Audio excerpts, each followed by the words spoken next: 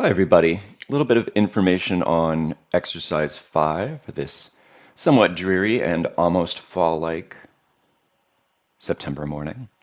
So, we're continuing to vary our exercises where we're combining a certain element of craft with a kind of exploration of multiple worlds or multiple concurrent possibilities.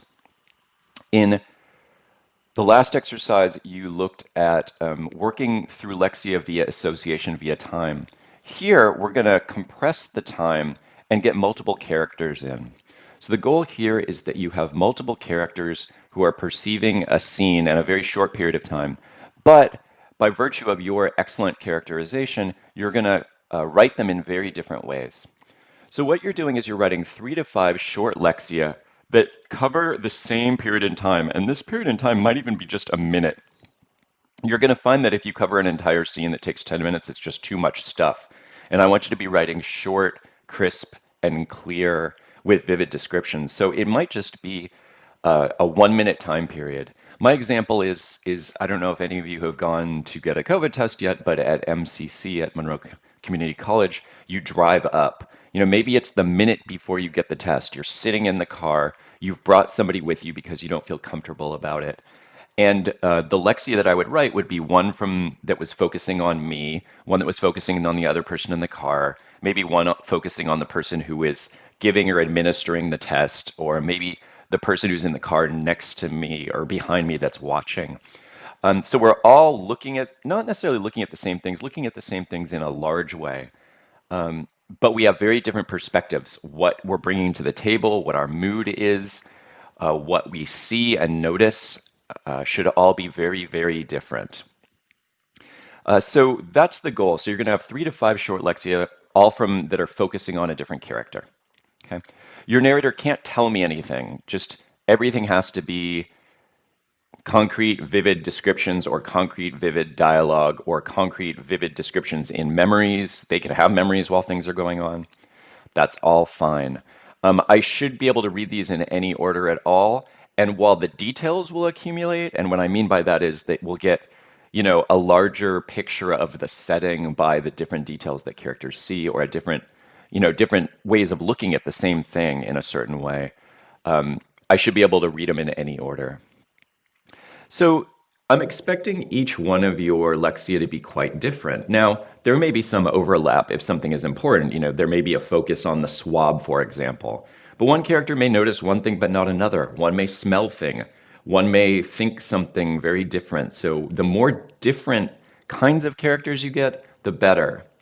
And this may extend to the kinds of ways they're thinking. You might write one in a different sentence structure than the other to continue to point out how they are different. You might have somebody who only uses 3-word sentences or somebody who rambles. That's also character development. My challenge to you is that this is also a great opportunity to start playing with point of view. I know that, a lot of Twine pieces focus on second person, and they focus on a second person you that is quite vague, very few details. And you might have also noticed that that's exactly the opposite of what I'm telling you to model in this class, which is concrete specific details.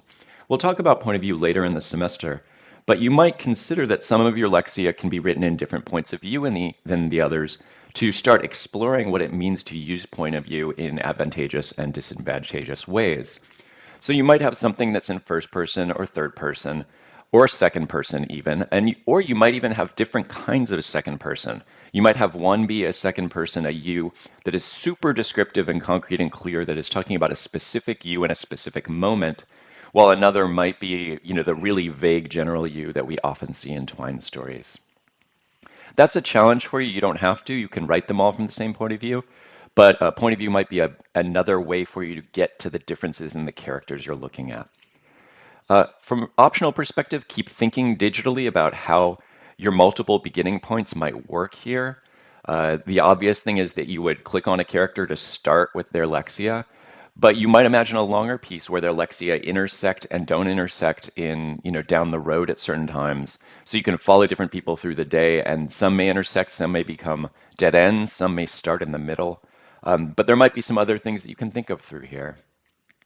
So that's exercise 5. I think that's about it. I'm encouraged by what I'm seeing in exercises 3 and 4. So just remember to keep focusing on concrete, specific details, dialogue, and to be aware of your enemy cliche. That is about it. Oh, last thing. Obviously, the more interesting scene you can create, the more your characters have to work with. So 3 people watching TV, yeah, maybe could be interesting, but they may not interact very much. Now, if they're shouting and yelling during a TV show, like 3 people watching the Republican National Convention or a video of the protests that are happening in Rochester, that actually could be really interesting because they're commenting both on what they're seeing and they maybe are sort of noticing the ambience in the room, the window that's open that they can hear a lawnmower or that the person next to them smells because they just rode their bike over or whatever it is. But the more interesting of a possible scenario, the better you're going to have to work with stuff. All right, that's it. Enjoy.